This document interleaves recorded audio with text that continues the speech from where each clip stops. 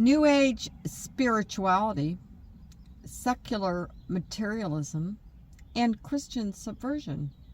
This is printed in the Philosophical Rambler.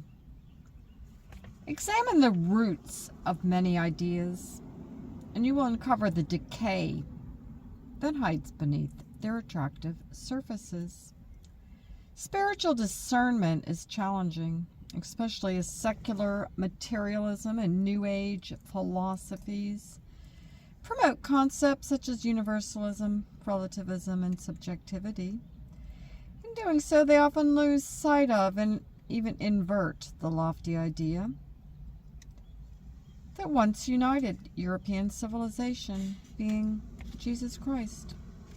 For many, the term Jesus is loaded and carries significant weight. It is deeply intertwined with the prominent religion of Christianity, with numerous variations, distortions,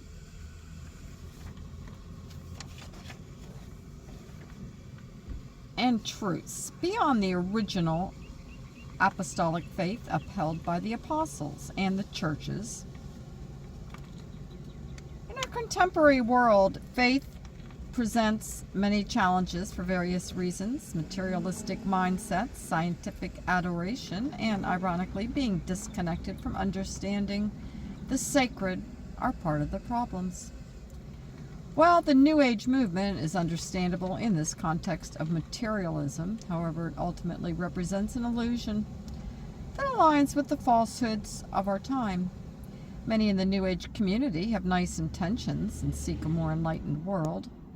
However, New Agers often don't recognize their relationship with secular materialism. Despite claims of transcending all religious structures, they remain confined within their own frameworks, shaped by the prevailing spirit of the age. I can relate to this perspective as I've experienced it myself. The New Age movement rightly rejects the materialism found in many parts of Protestantism, yet paradoxically it also collaborates with secular materialism, which has been spiritual damaging to our civilization. It's important to note that the New Age movement is deeply rooted in post-Enlightenment philosophy. This connection is ironic because while it rejects the materialism associated with Protestant Christianity, it simultaneously mirrors aspects of that very same materialism.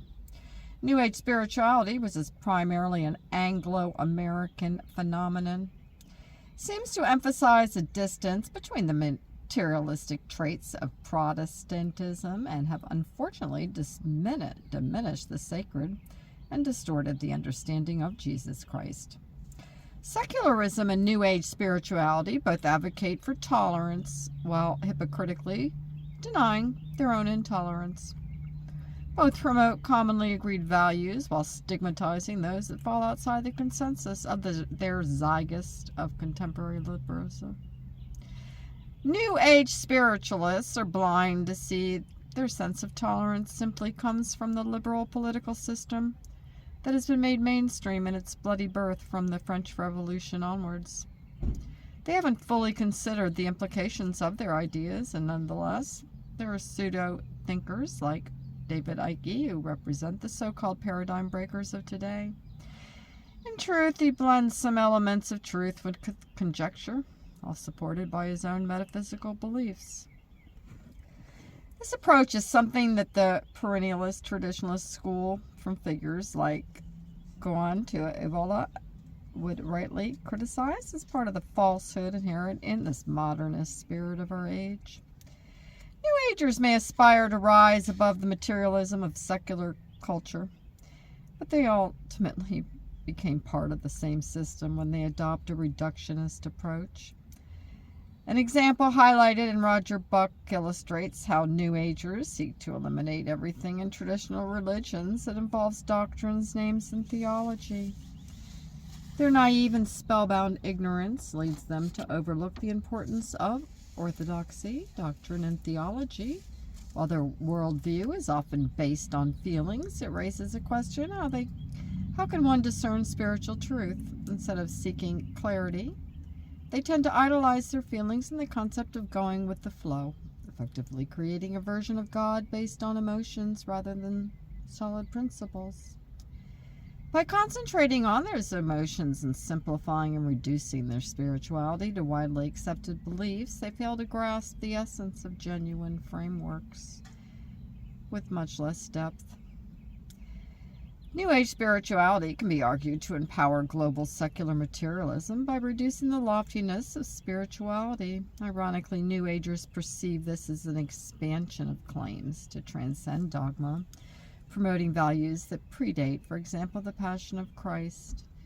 This New Age perspective allows atheists and pre-Christian pagans to find common ground. While this may seem beneficial to some universalist thinkers, it's misguided, as one must discern to strive for good. Virtue is objective and cannot be falsified. The journey up the archetypal mountain remains relevant. Both New Age spirituality and secular materialism lack a higher transcendence beyond basic philosophical materialism.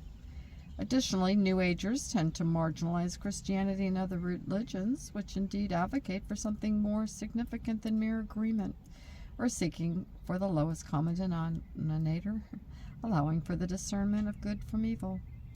Minimalism is embedded with both secular and New Age ideologies.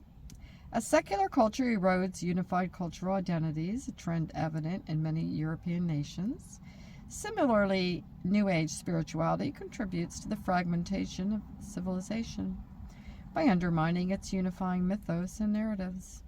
Both New Age and secular materialist paradigms promote moral solutions to the lowest common denominator, the minimalist attitude. Therefore, New Age spirituality is part of the spiritual cracks of our age. Thus, no collective challenge can be provided by New Agers because of their universalism, which reduces any higher ideals, and the minimalist consensus that supports progressive ideological sound bites. The New Age movement has been seen as countercultural since the 1960s, and rather than addressing current issues, it tends to reinforce secular, materialistic, and liberal values. It's not surprising that New Age spirituality is heavily marketed. You can find a wide range of mainstream New Age spiritual books in bookstores, yet profound mystical theology is absent. Prominent figures like Oprah Winfrey promote New Age beliefs. And when individuals lack a solid spiritual foundation, they often resort to secular methods of finding themselves, whether that means visiting beaches in Bali or attended ayahuasca retreats in Central America. When minimalism as a reductionist philosophy aims to find the lowest common denominator, both New Agers and secularists contribute to the descent into materialism. These paradigms, New Age and secularist, often embrace relativism, which is prevalent in our anti-human world, with many promoting this mindset both consciously and unconsciously. In this atmosphere, the understanding of good and evil becomes muddled due to the overwhelming subjectivity present in today's culture. As a result, it's impossible to follow a narrow path when one lives under this worldview. It's essential to confront this illusion before the haze obscures your perception. Ultimately, our modern age seeks truth in what is considered, as mentioned, as the lowest common denominator, neglecting the higher values that exist beyond materialism. This neglect can be seen as a consequence of materialistic scientism, which suggests that if something cannot be measured, its results are not considered valid or worthy of attention. What severe spiritual harm has the idealization of Anglo-mercantilism created in our modern world? Sundays have turned into another workday aimed at boosting the economy rather than serving as a day of reverence, worship, divination, and rest. The Anglo-economic project and the effects of the Industrial Revolution ruptured Catholic civilization and the sound of healing bells echoed across the lands of Europe, while the call to the Angelus prayer in morning, noon, and evening was disrupted by the perceived benefits of increased economic productivity. Ironically, this led to a civilization that turned against the very tenets of its Christian roots. Oh, and who can truly measure this spiritual harm? There is no material evidence. Alas, the reign of quantity, as warned by Brene Gounon and others, undermines one's humanity.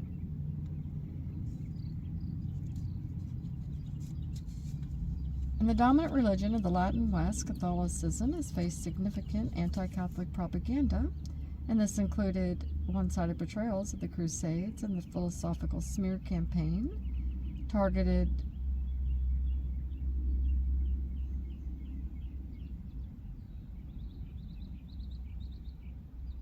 they call this the Anglophone world. It's funny. Also gave rise to theosophy and later birthed the New Age spiritual movements. Unfortunately, the sediments is a dangerous game that comes with its own iconoclastic tendencies. So, to conclude, to discern is to stand for good.